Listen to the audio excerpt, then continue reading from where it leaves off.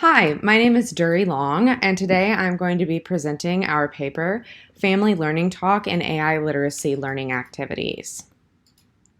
Artificial intelligence is becoming increasingly integrated into the fabric of our everyday lives, and as we see AI cropping up in more and more places, we also see a growing number of misunderstandings of what AI is, what AI does, and what AI should and should not do.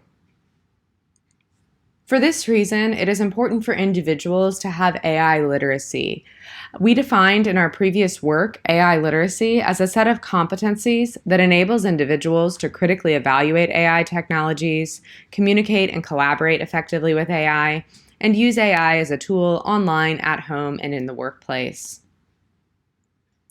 We have previously defined a conceptual framework of AI literacy competencies and design principles. The competencies are high-level ideas like the ability to recognize AI or understand the role that humans play in programming AI. The design principles are intended to inform the design of learning interventions intended to communicate AI literacy competencies. We originally developed this conceptual framework based on a review of the literature, and I'm going to return to it a little bit later in this talk. In this paper, we study AI literacy within the context of informal family group learning.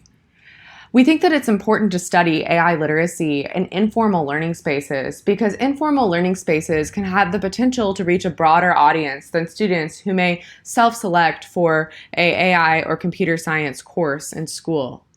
Informal learning spaces include spaces like at-home environments, museums, or after-school groups. We also find that informal learning spaces allow opportunities for families to learn together and engage in collaborative, intergenerational dialogue that lets both children and adults learn about AI at the same time. The research questions we explore within this context are, first, what types of dialogue do family groups engage in when making sense of and learning about AI? And second, how can we design activities to facilitate family group learning about AI literacy competencies in informal learning environments? In order to investigate these two questions, we designed and studied family group learning talk with 3 different activities.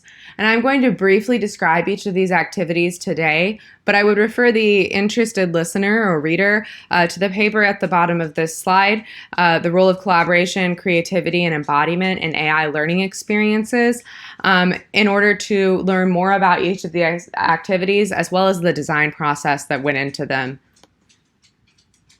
The first activity that we developed was called Creature Features. It was intended to communicate AI literacy competencies related to machine learning and bias in datasets.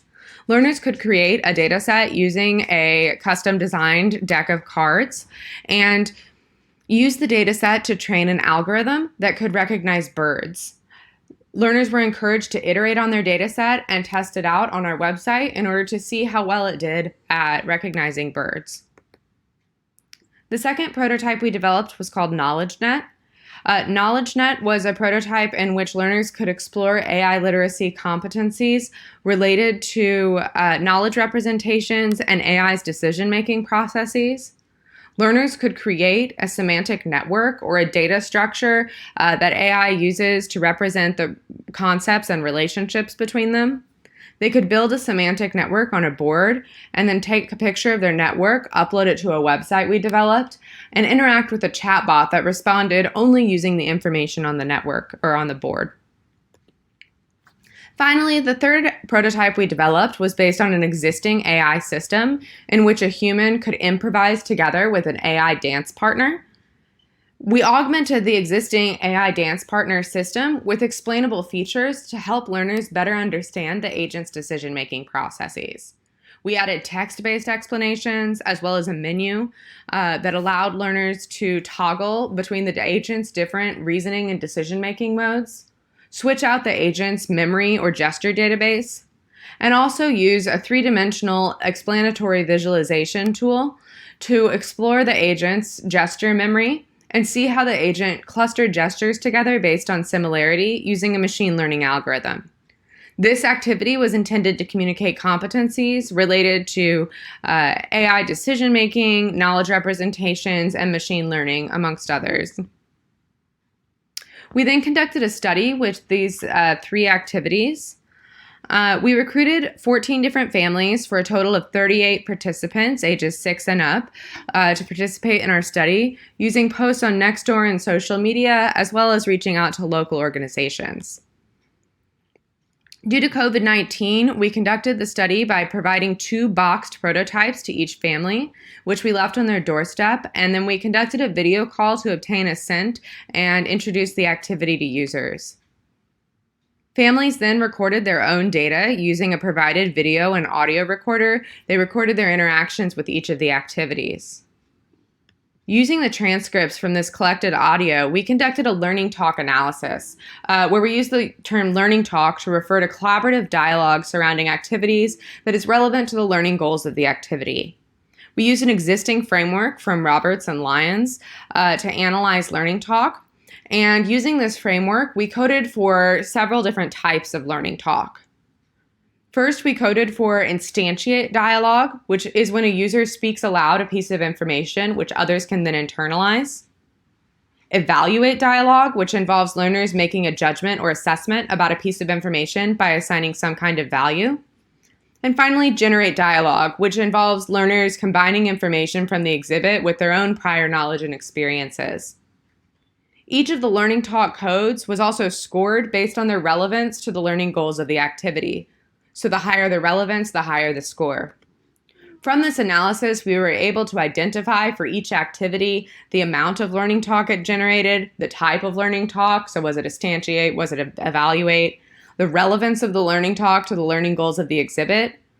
We also looked at ceiling and floor interactions. So what did the best interactions with the exhibit look like? What did the poorest interactions look like? And we also analyzed descriptive quotes of the dialogue. I'm not going to go into all the results here due to time, but I do want to highlight a few for each activity. For creature features, we found that it supported evaluation dialogue that was relevant to machine learning and how AI makes decisions. There was a wide variance of learning talk between user groups. And finally, the iterative cycle of testing and revision for some groups supported in-depth discussion of features and their impact on the algorithm. For KnowledgeNet, we found that this activity most consistently fostered the most learning talk during network construction, but the talk was less relevant to the learning goals of the exhibit. Integrate and generate talk were particularly common as learners connected ideas and prior knowledge, but there was limited evaluation talk as learners did not engage very much with the chatbot. Finally, for LuminAI, we found that the activity supported evaluation dialogue related to knowledge representations and agent decision-making. Most groups with low learning talk scores still engaged briefly with all of the relevant activity competencies. And finally, this activity spurred discussion about AI and creativity. I want to reflect briefly on the design implications. Returning to this conceptual framework we developed, we reflected in the paper on each one of the design principles and what our empirical findings revealed about it, and I'm just going to highlight a few briefly here.